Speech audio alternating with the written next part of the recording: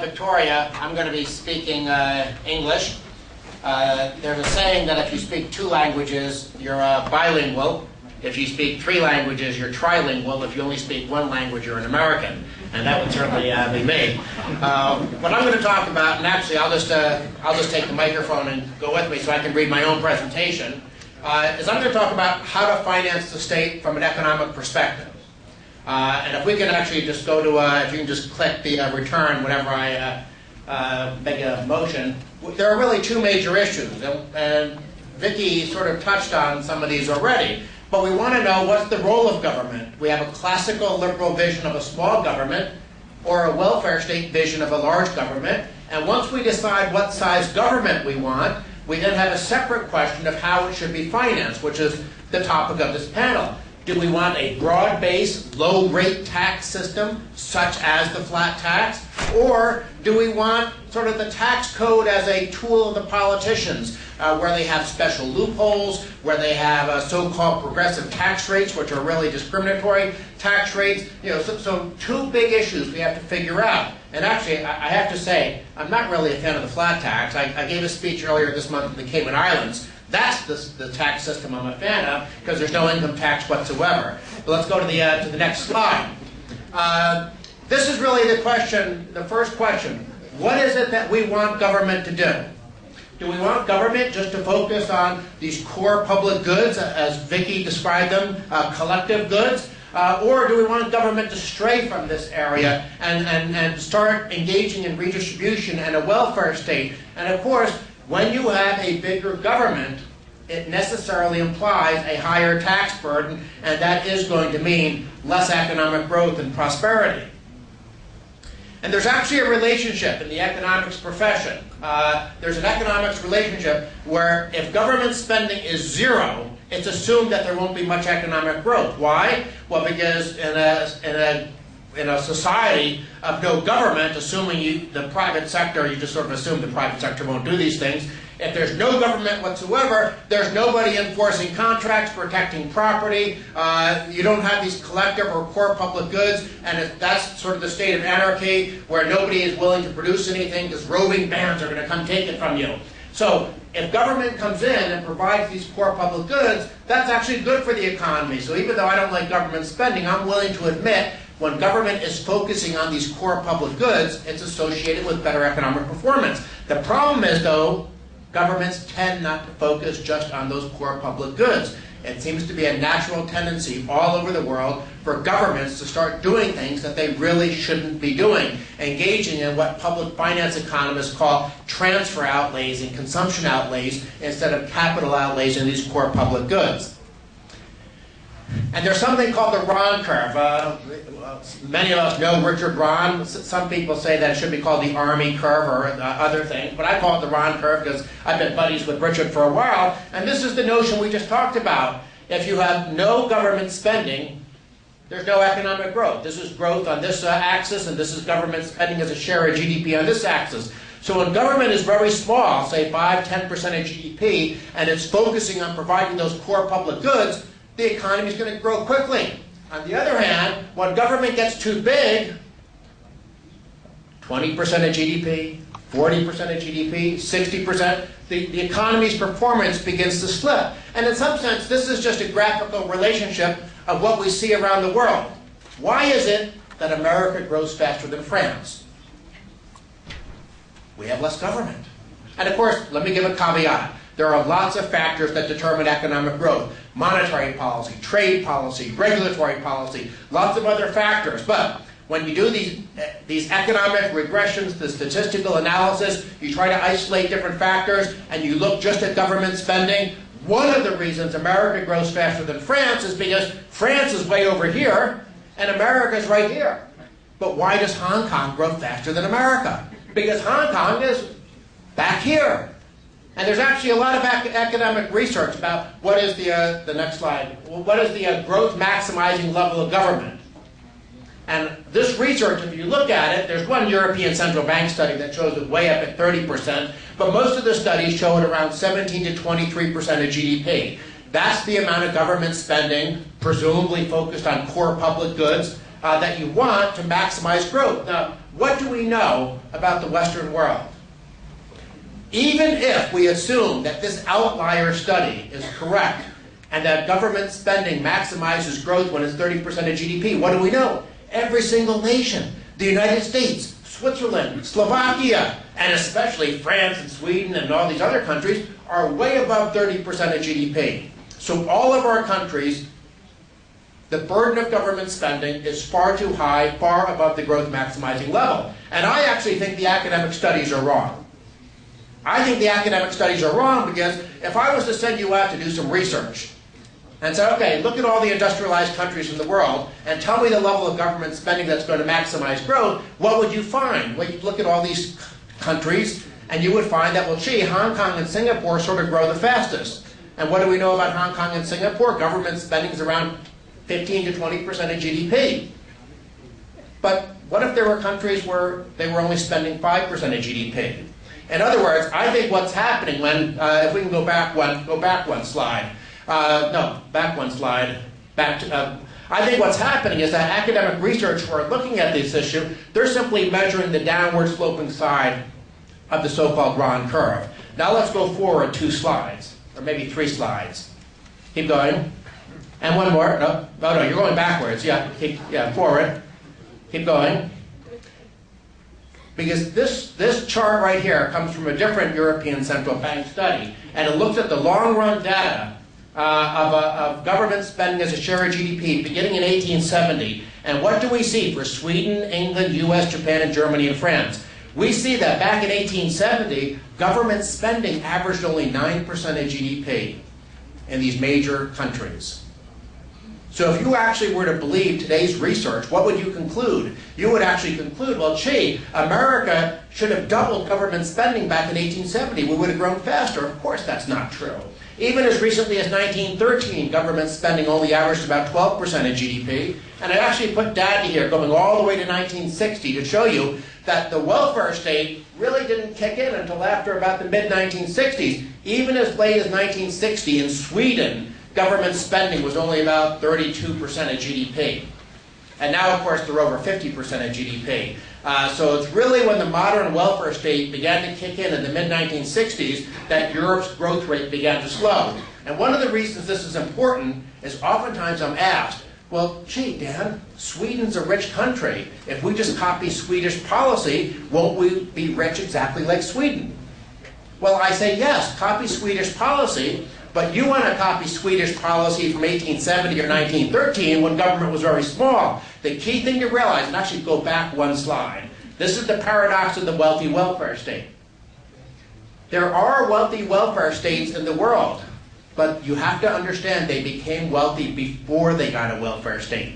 So if you want to copy Sweden, and have a big welfare state, all I can suggest to you is make sure you become rich first. Because once you're rich, if you only grow 2% a year, hey, at least you're rich. You can even copy France and grow 1% a year, but become rich first. Because even France had very, very small level of government for a long period of time. So have your long period of free market, laissez-faire capitalism with a very small government, and then if you want to make the mistake of a welfare state, go ahead. Let's skip forward a couple of slides. I'm already talking fast. I'm going to talk even faster because I know Barbara will yell at me if I don't go quickly. These are the lessons that we want to learn, but I want to go to the lessons of tax policy. So go one more slide. What is good tax policy? Tax at a low rate? I actually like 0, but you want to be less than 20%. And on paper, Slovakia is good in that regard. You have a 19% flat tax. Of course, we have to remember the payroll tax, though. You want to define the tax base correctly so you're not double taxing, and you want to have no loopholes because you don't want people to make decisions on the basis of tax loopholes. You want them to make decisions on the basis of what makes economic sense, and you want territorial taxation. And why do you want a low tax rate? You want a low tax rate because it's already been explained to you, taxes are the price that government imposes on being productive. And politicians understand this. How often do we hear politicians saying, we need higher cigarette taxes because we want to discourage smoking? Now, I'm a libertarian. I don't think government should try to control our private lives, but I give those politicians an A+. Because they're right. Higher taxes on tobacco will discourage smoking. My frustration is that the politicians don't understand that same lesson applies to taxes on work, saving, investment, risk-taking, and entrepreneurship. These are all good things that give us more economic growth. And yet the politicians impose high tax rates. That'll mean less of that productive behavior, as Vicki already explained. Not to mention that when tax rates are high, people don't want to obey the law. You know, if you're going to school and the bully is always taking your lunch money on the playground, you're going to figure out, well, I'm not going to go to the playground anymore. You know, Michael was telling me this very sad story when he was a kid, and the bully always would take his marks. That was back when they had marks in Germany. Now they have this worthless stuff called euros. But you know, people respond to incentives. Now let's go to the next slide. It's not just this is simply supply and demand. And let's go to the next slide. What happens when you introduce a tax? It changes the price, it changes the quantity, and this right here is what we call a dead weight loss. I can't resist throwing in supply and demand curves since I'm an economist, but I actually meant to go to the next slide. I wasn't going to bore you with the supply and demand curves.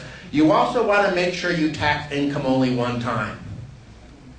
Let's actually, this will be clearer with the chart on the next slide. This is what we have in America. Slovakia is not this bad, but this is what exists in most Western countries.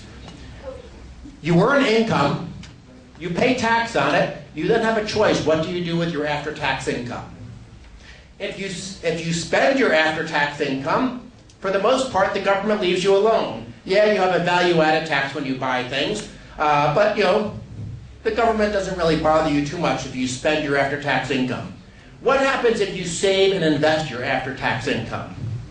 Well, if you save and invest your after-tax income, between the capital gains tax, the corporate income tax, the dividend tax, and the death tax, the government will tax you as many as 4 different times, and then of course when you ultimately spend it, you'll still get hit with the value-added tax. I actually don't have the value-added tax in this chart because I usually give this slide to American audiences, and thank God we don't have that extra tax yet. So whether or not we have a VAT in here or not, the key thing to understand is if you save and invest, if you do what every economic theory, including Marxism, tells you is important for growth, you are punished. The government hits you over the head with a big stick over and over and over again. Let's go to the next slide. This is loopholes. We all know loopholes are corrupt. We all know loopholes are inefficient. No need to spend much time on that. Let's go to the next slide. Territorial taxation, again, common sense. No, we won't spend much time on that. Just the notion that if something happens in America's borders, America should tax it. If it happens in Germany's borders, Germany should tax it. But you know what? If money goes to Switzerland, that's Switzerland's business. Once you earn money and pay tax on it in Slovakia, if you move it out of the country because taxes are too high in Slovakia, then that's tough luck. Slovakian politicians should lower their tax rates. That's actually more of a question for French and German politicians. Slovakian politicians aren't too bad, or at least not as bad as the German and French ones. Next slide. The flat tax is the answer. Again, actually the Cayman Islands tax system is the answer, but if you're going to have an income tax, you want a flat tax because your tax rate is low. That was one of our principles of good tax policy. There's no double taxation of income that's saved and invested, at least if you do the flat tax right. There's no loopholes, it's territorial, and it's very simple. Let's go to the next slide. If you actually do a flat tax all the way, which Slovakia has done a good job, but you're not perfect, you can actually get down to a single postcard. But I want to make the point that simplicity isn't everything. Because Barack Obama is actually thinking of doing a flat tax in America. That's the next slide. It only has 2 lines. What did you make last year? And send it in. So, you want simplicity, but you want simplicity matched with a low tax rate, no double taxation, and no loopholes. Let's go to the next slide. This is actually what's happened around the world. When I first came to Washington, there were only 3 flat tax jurisdictions. Now we're all the way up to 27. Next slide. And actually, every time I go to my boss to try to get a raise, I say that was because of all the work I did. Little does he know, it's actually tax competition, not Dan Mitchell. Now, no flat tax that we have out there is perfect.